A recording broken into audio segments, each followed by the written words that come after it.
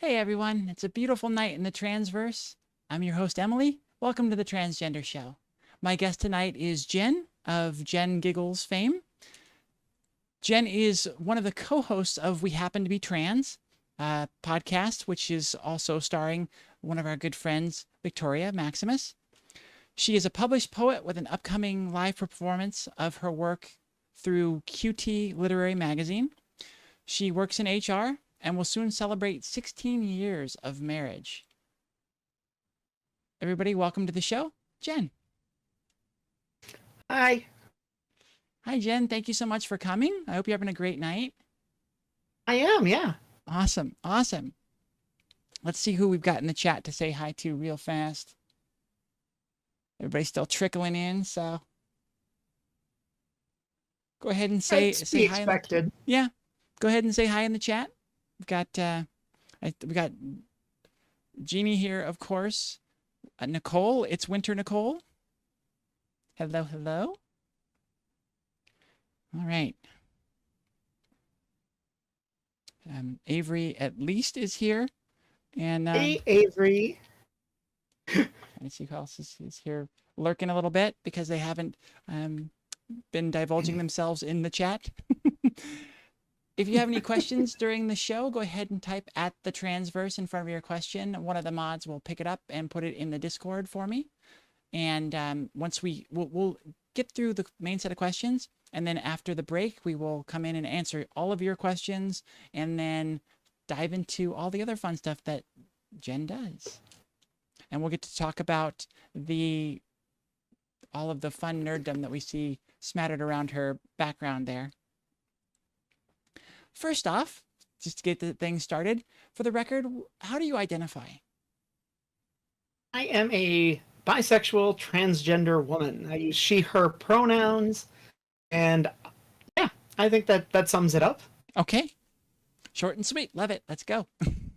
Then jumping right into your story, how did you choose your name? So my wife is Mrs. Giggles is a massive Supernatural fan. So the show Supernatural. Okay. And her favorite actor on the show is Jared Padalecki. I was looking for very specific criteria regarding my name.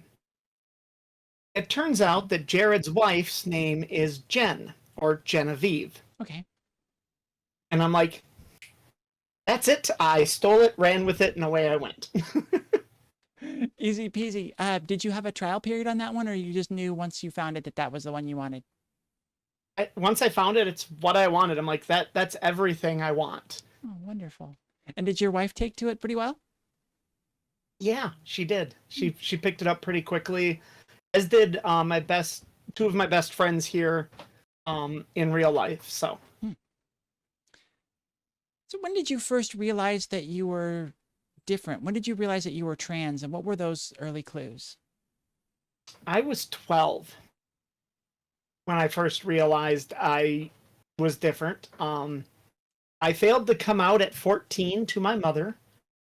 Things weren't great in the way I attempted it, but I didn't have the language we do now that is very available.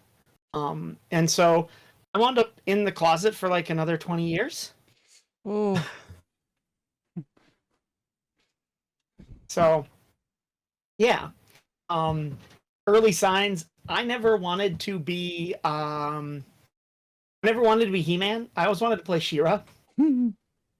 I grew up when She-Ra was on air the first time. And the other things were, I remember I was like 2-ish years old, somewhere around there. I stood up and pulled a pillowcase up to my armpits and stood in it, and I told my mom, I'm Smurfette. Okay. Huh. So, yeah, the one female Smurf. That's who I identified with. Mm-hmm. Otherwise, yeah, lots of little things over the years, like kind of asking female friends to dress me up in drag for the annual drag show that goes on in Duluth, Minnesota at the university where I went. Oh, okay. That this is in college. Um, Okay. yeah, little things that, looking back now, it's kind of like, yeah, no, that was me still being in the closet and trying to out myself in some way. Mm-hmm. Um, and then in 2018, I told my wife, told Mrs. Giggles that I was not cis. Hmm. Um, I had come out as bisexual a few years before, so Okay. it wasn't like my first attempt at coming out to her. All right. And she goes, "Okay, what does that mean?" And I said, "I don't know right now. I tried on the label bi gender for a while. Okay. Um, that was not me. It didn't fit in the long term. Um, Totally valid. Yeah. Try some things out and yep, see what feels right because it's all foreign. So yeah. yeah, yeah. So that was no. I'm sorry. That was 2017 when I told Chris. August of 2017. August is a pretty big month for me in that situation because in August of 2018 I took my first pill. Oh, wow. Um, Great. yeah, so it took about a year for me to solidify. Um, but I knew I couldn't continue by March of 2018. That was I went through its mental health awareness month, so I had a very bad situation happen. Um, and I've talked about it in my posts. So if you go back to my March posts, I mention it in one of those on Instagram. So you can have a content warning before you go read it and prepare yourselves. Mm. And um, then I hunted for a therapist and got myself mostly straightened out. uh, and started hormones in mostly straightened out. Yeah, And not in the started hormones traditional in straighten kind of August. term. Nah. There's nothing straight here. And started hormones in 2018. I came out to my parents in March, right before I start, or in the August of 2018, and that was the day before I did my hormones. Took my first pill. I gave them a video call and told them. Okay. Hmm. And how did that go? We saw my parents a few days later in person, and my mom made this whole thing about how she was failed as a parent, Okay. Yeah. and how she, so it was not about me or my happiness, it was about her, and that was the situation we wound up in. Yeah. So Not at all unique. it's pretty common thread that a lot of people see. So, um so how was it that you came to grips with with your identity of being trans? When once you finally figured out that what that was, when you were going through this whole process, was it was it really tumultuous for you and stressful, or was it just kind of coming to realization and coming into yourself and feeling good about yourself finally? it was a little bit of both. um so I started wearing skirts and blouses in the house in the evenings after the kids went to bed. When I started identifying as bi gender, Mm-hmm. I went by they them for a little while during that period, and came out to Chris, came out to my sweetie, and kind of explored things from there. And my sweetie, major major help and loving support from her during the time period. So Mm-hmm. it was great. It was very nice to have her support with me. Yeah, that makes all the difference, right? Yeah. So she essentially was brought along the entire time. Did you receive any pushback from her? Were there ever any troubles for you with her and accepting your identity? Yeah, so with Mrs. Giggles, I had some issues at times. We still struggle occasionally, and it's just normal marriage struggles for the most part. Mm-hmm. Um, but it's there's situations where the two of us have struggled. And my sweetie and I are pretty much over because of that as well. It She wanted to get to know the new me rather than just continue as we had. Okay. So that was that's a bit harder, on the relationship there. Whereas Mrs. Giggles and I, we've done a lot. We didn't start over. We just had to keep going. We have two kids, and it's not much more we can do with that. So, Okay. there's a connection that we will never not have. And so, Mrs. Giggles and I just kept going. But my sweetie and I, we put brakes on our relationship for a time on her request, and consent is important. So we still tried to see each other and try and be doing stuff, but parts of the relationship ended, and then the pandemic happened, and So were you in a poly relationship then? Is that how you Yeah. identify it? Yeah. we're still poly. I still have two individuals that I frequently that I do remote fun stuff with beyond my wife. So Mm-hmm.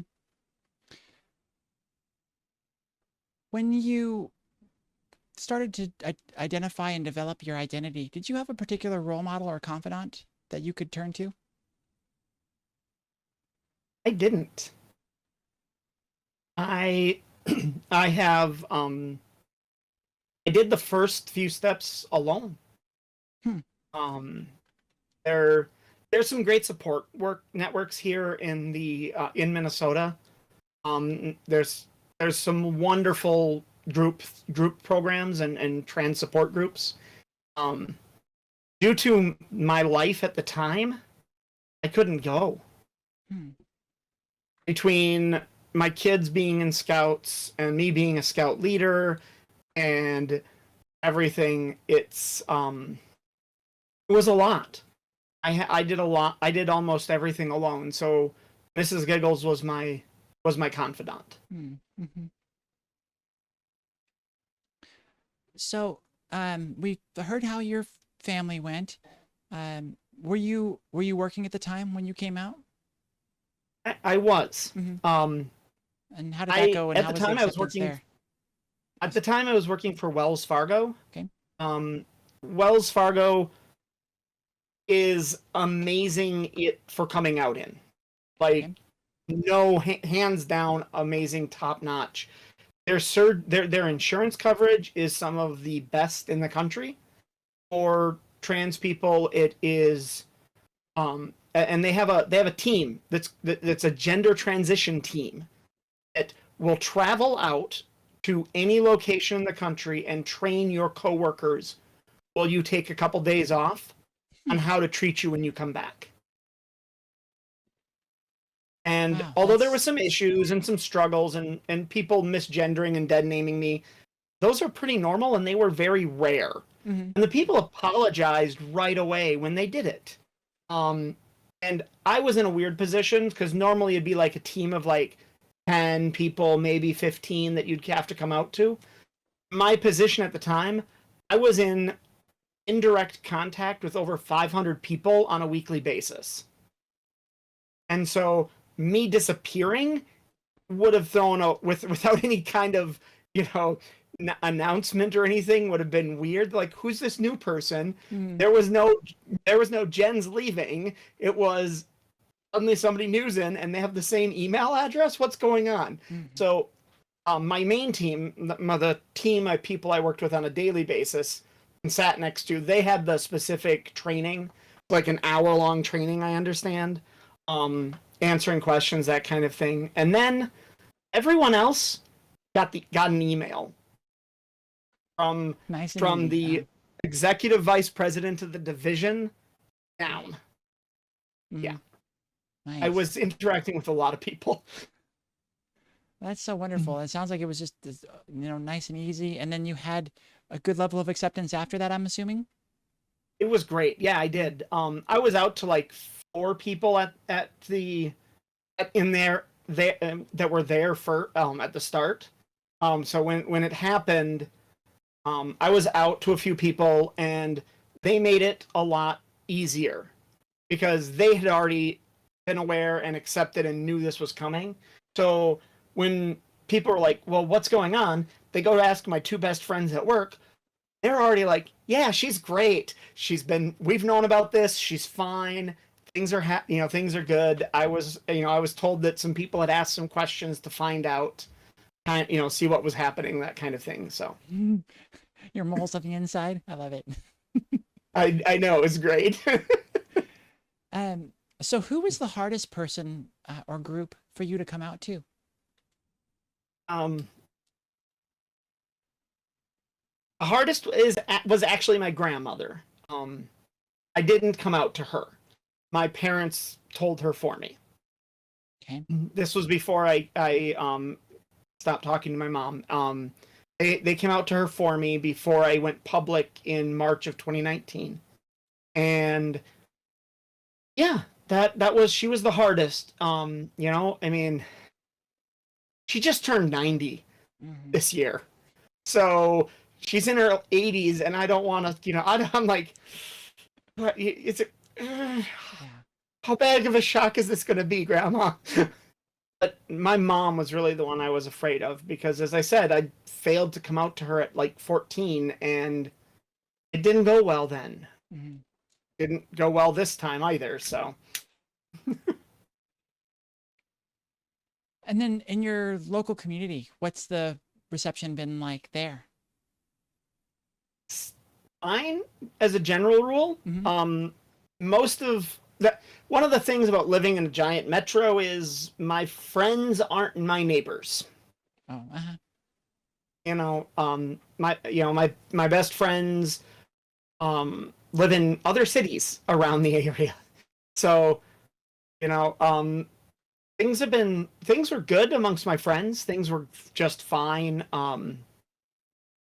I've got just great support network here amongst my friends.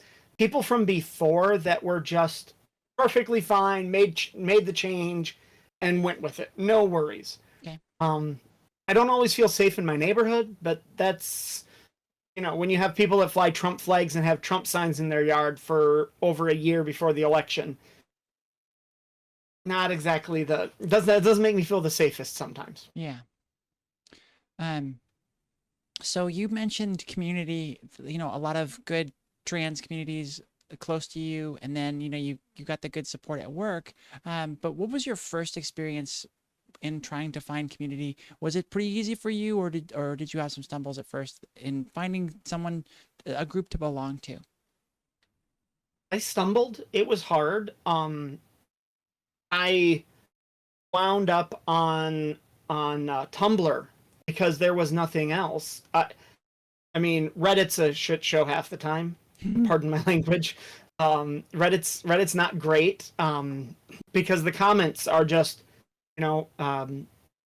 But I saw pictures on Reddit and stuff. But I found my way to Tumblr. And on Tumblr, I connected into a couple of people, but I'm very withdrawn on social media at first. I don't share a lot, and so I just wound up following a couple people, Hmm. and trying to read and learn and stuff and figure out what was going on. Um, and so I wound up following Maiden Ariana. Okay. So Ari, but when she left Tumblr with all of her trans stuff, because Tumblr decided to shut down anything related to transition, because it was all porn related apparently. Um, Okay. and that didn't actually happen and didn't stay, but that was what was the big thing in early 2019, Okay. Like the with the perception. FOSTA SESTA stuff that was going on. Um, Ari posted that she had an Instagram account and that there was a great trans community there. And so I wound up going to Instagram. and that's where I found community, and got to know people and stuff. And so so 2018 was when I started that. So in 2018 was where I was. I did find a great bi-gender community that was wonderful people, and they were helpful and chatty and talkative and amazing. I think it was called bigender.net, Okay. bigender.com, and that was a wonderful place. Hmm. But it wasn't the place for me in the end because I wasn't bigender. So Yeah. I left that forum group and wound up coming to Instagram, where I made friends and great relationships with people that have been long lasting and solid. Hmm. Alexis is probably the best example. Her and I have been fast friends since we first did a live together. We were just chatting at first. I was doing lives at the time, with random people, and I convinced her to come on and tell her story. Hmm. And so she quickly then became my trans sister, and we shared a hotel room in Philly in 2019, and I've been out to visit her. I went out in October of 2020. Most people weren't aware that I made the trip. I just stopped posting on Instagram for a week. And so I made the trip. Another friend of mine lives out there, and so I went out. We spent some time in California, saw Victoria and Mika, and um, came back into Phoenix and I spent a couple days with Alexis. We went out to the Grand Canyon, hung out in a pool all day once. That was a great vacation. I need to do that again. Yeah. Yeah. It sounds like something that all of us need to do. Gosh, that sounds great. Of course, I'm out here in California, so like some of it's not the most exciting for me, but still love going Yeah, down to I see mean, I Tori kept this and secret. Mika. I did not want to like tell people, and then everybody wants to meet up with me. I think I told Abrica Danielle. Hmm. I was in Phoenix. She knew, and I knew some people, some closer friends that I have from a Discord I'm in that are out in California. We didn't get to meet up because COVID rates were spiking Hmm. when we drove into San Diego, and it's like, no, we'll all just keep ourselves separate just for safety. And then weirdly enough, in LA, um, when we were at an event, we were doing something in LA, and I spotted in the event all new Alley. Oh, okay. Um, and I think she was with Jessica Love, uh, TG, I think is her handle. She's one of the Jessica's a drag slash bigender performer, I think. Mm, okay. Trying to remember, but I spotted the two of them, and I just didn't. Yeah, I hate saying hi to people. I I'm not I'm not as extroverted as everyone thinks I am. I just like talking. So we didn't talk there, but I messaged Allie a few days later, and she's like, "Wait, you were there when Victoria was singing?" I'm like, "Yeah." That's that's so So funny. it was a I lot of also like the fun. fact that we talk about a lot of people in terms of their Instagram handle because that's with the community That's how connection. people know people from Instagram. So we get into a very ethereal question here. What does transition look like for you? What is it for you? How do you kind of define it for yourself? I think transition is the actions we take to get rid of to increase euphoria or decrease dysphoria. I'm a firm believer that you don't need dysphoria to be trans. Hmm. Um, I think that transition is our efforts to increase our euphoria about ourselves or decrease dysphoria about ourselves slash how the world perceives us, on both of those. Mm-hmm. How far are you along in your process?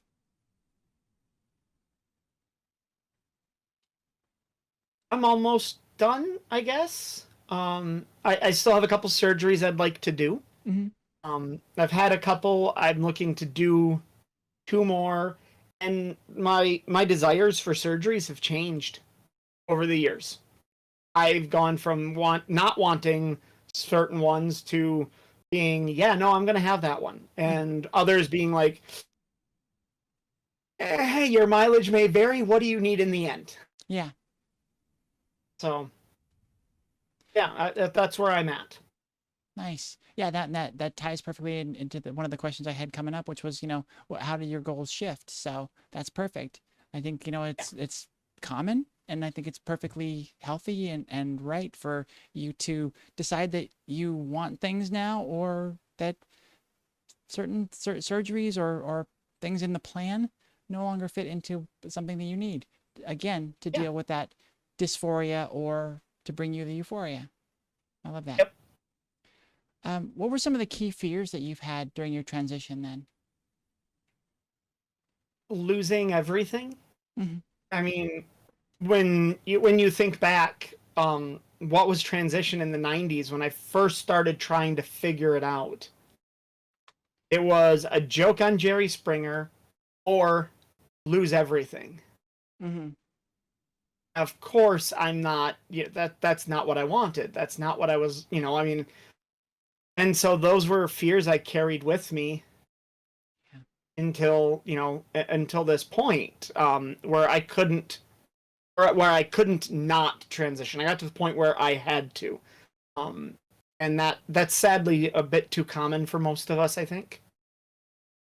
But yeah, that was my biggest fear. I still fear losing things, losing people in my life. Hmm. Um, I don't think it's going to happen. I don't think it's one of those things that will happen, but it doesn't mean the fear's not there, especially, as I grew as a person, learning and stuff. Yeah, what I need in relationships, what I want from people around me, I've learned how to, yeah, it's different when you start accepting what you want. You start learning what you really need and want out of relationships, and I think that's important. That's a wonderful outcome to come from transitioning, that knowledge and that understanding. That really must help. Yeah, it helps you look at Yeah, relationships in a different way. It helps you look at everything in your life in a different way, and just kind of like take that breath of, no, those things aren't a need. Maybe they were a want. Maybe they were a social pressure. yeah, yeah. I mean, coming out as bi was hard, and that allowed me coming out as bi is why I was able to come out as trans.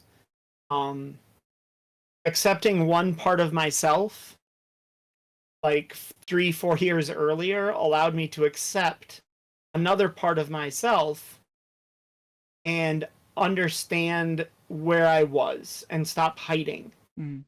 And I tried for the compromise, as I said, tried coming out as bi gender and present as him all day and then her at night and stuff, but it didn't work out for me in the end because that wasn't what I really needed. And accepting that is important. Yeah. So, to your point before, what do you do in your life to find validation and that euphoria?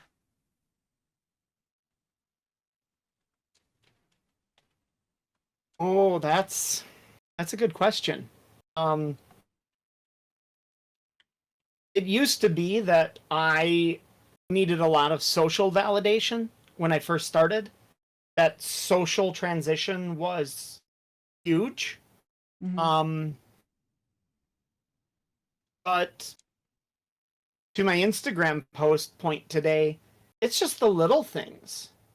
Like knowing that my nose has amazingly thinned down around the outside edges and Uh-huh. come on to a more thinner feminine appearance without surgery. Now, I realize not everybody can have this. This is one of those major your mileage may vary situations. Mm-hmm. It's like, no, no, I got lucky. I got to enjoy that. You know, I get to look myself in the face after having FFS. Even before, over a year on hormones, I was still struggling to look at myself in the mirror. Mm-hmm. And so FFS was definitely a necessity for me. Um, and being able to know that I did something for me. I did something that was good for me. And it was great being able to say, hey, that's Jen in the mirror. That's not dead name. That's Jen. And just that's that that's amazing. And the next most amazing thing, beyond looking at myself and knowing I got to be me, Mm-hmm. is the clothes. I love dresses. I'm not wearing one right now because I'm in my basement and it's cold. And if I didn't have a heater behind me, I would be like wrapped up in multiple layers of cardigans. But I get to wear dresses and have I get to go spinny. Dress go spinny. It's Nice. just I love it. It's so nice and having and the social stuff is still amazing. I love the social transition and the social validation still, but I don't need it as much. Mm-hmm. Um, it's still hard. I've done voice therapy and my voice still is in the androgynous end. Um, I can push and I can get myself higher. But yeah, I'm more comfortable with my voice where it's at. It's not great. It's not perfect, but it's 1,000 times better. But when you still work on the phones and you get people randomly coming up with men's names for you because they don't quite click that you said, "This is Jen. How can I help?" Mm. They think you said Jim or John, neither of which are my dead name, but that's what they think you said. Yeah. And all of a sudden I get called sir or on the phone and all kinds of stuff. And it's like, are you sure you're hearing what I'm saying?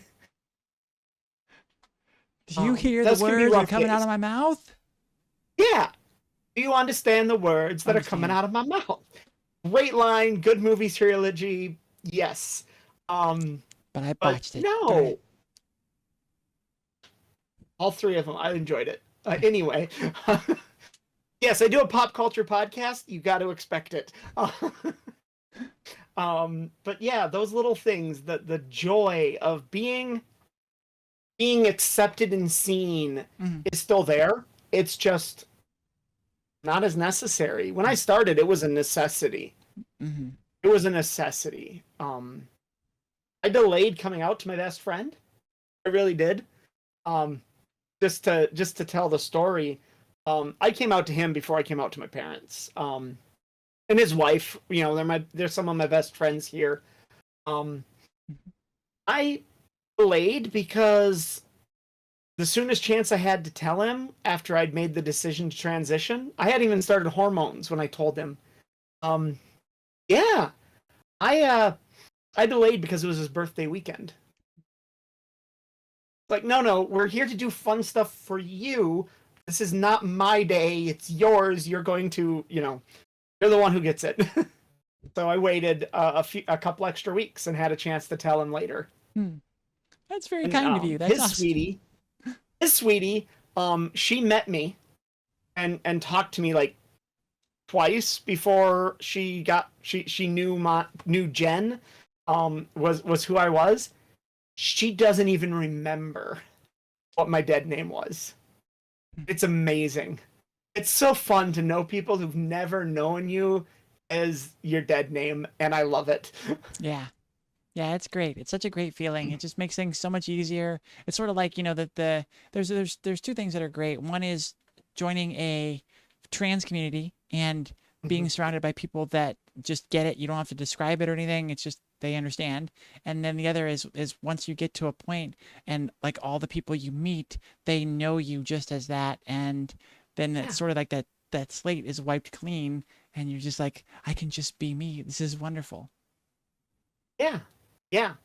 Um, I think it's so weird. All the little things that have happened since transition, like um, it being part of this community on Instagram has connected me with people who I looked up to and admired, and now I play regular D&D sessions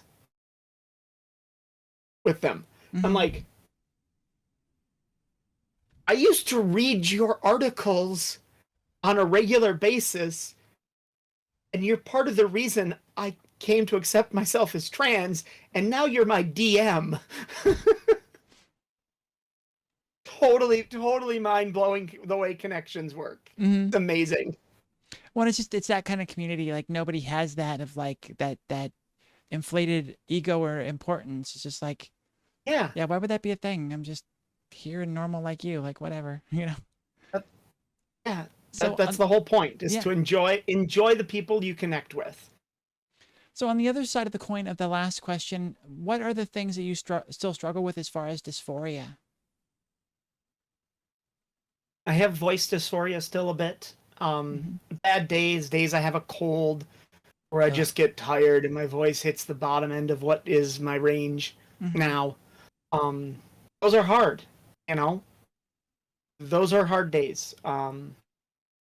I have chest dysphoria. It.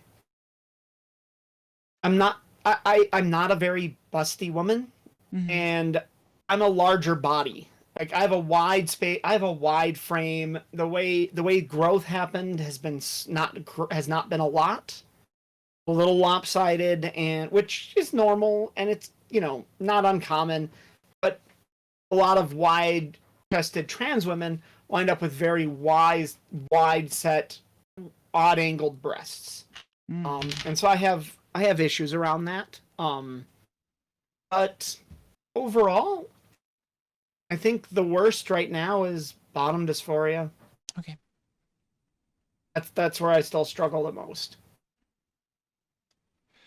So how do you feel that transition has affected your mental health?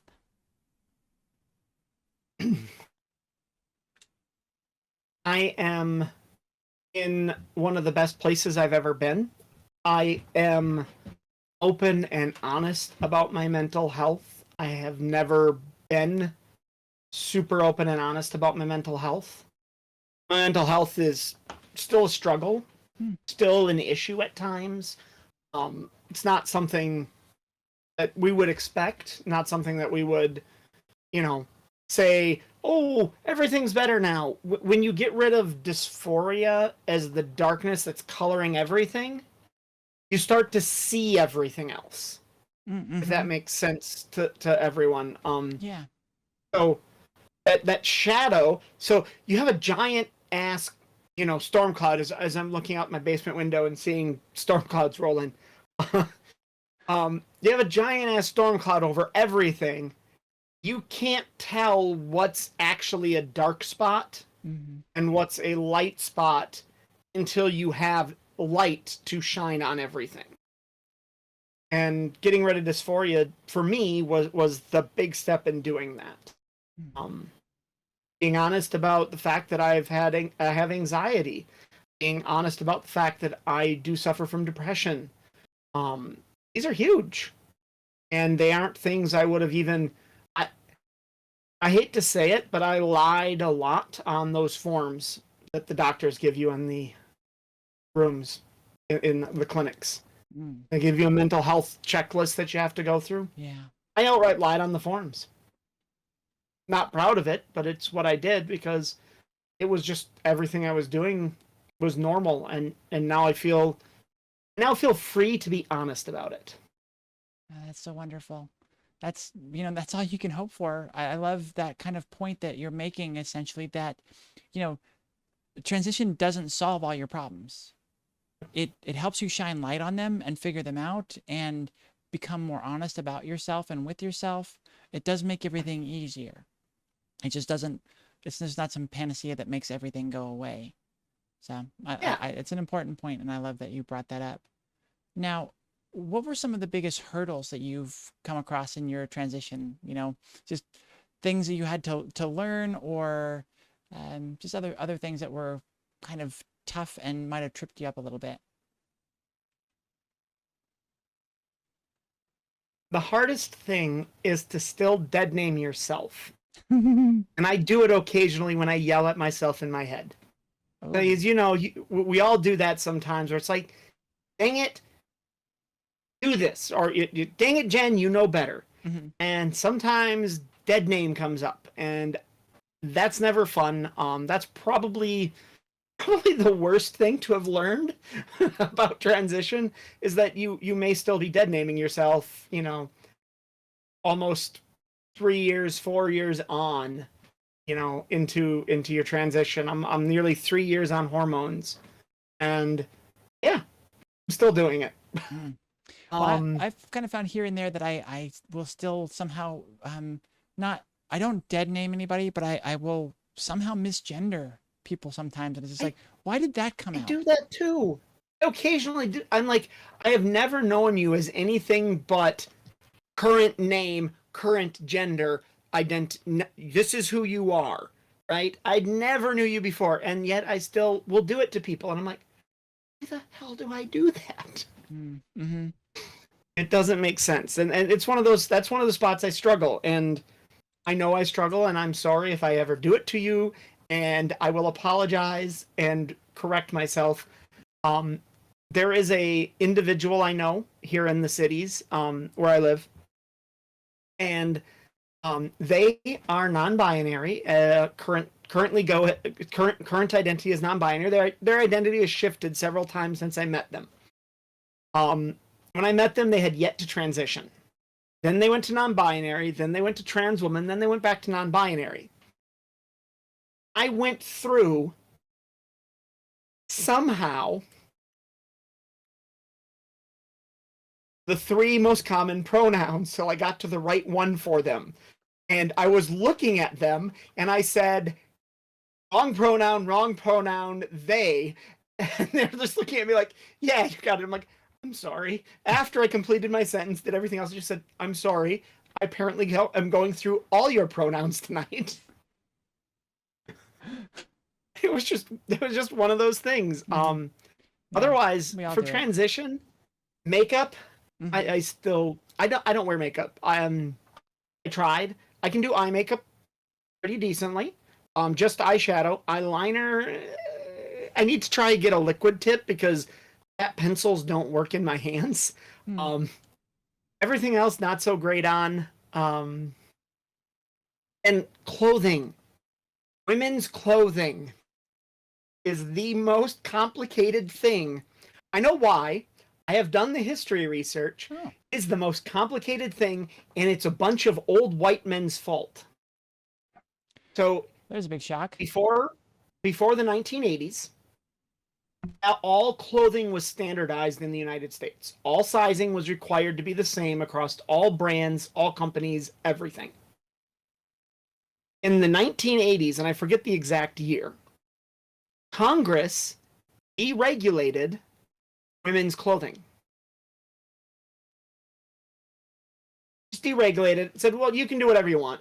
There's no requirements. We're not going to do size requirements.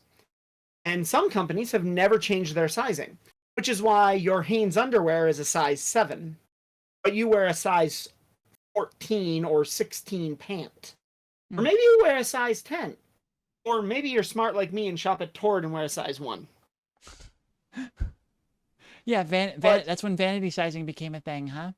vanity sizing became a thing, but there was also super narrowing of sizing too. Like all of a sudden, size 00 became a thing. Like size 2 wasn't a thing. Like all sizing started like size 3 or 4, Mm-hmm. and that was what the most petite size 00s that you can find now would have worn back, Hmm. back in the 60s. I'm like, why? So yeah, vanity sizing became a thing, and then oversizing became a thing, and it was yeah, Hmm. it's a horrible history lesson that Congress doesn't like doing things nicely for women. You heard it here first, folks. Big reveal. So, as we come to the end of this, the main question portion here, we got two fun ones to end with. I think they're both fun. This one definitely is. What's your favorite thing that you've learned on your journey?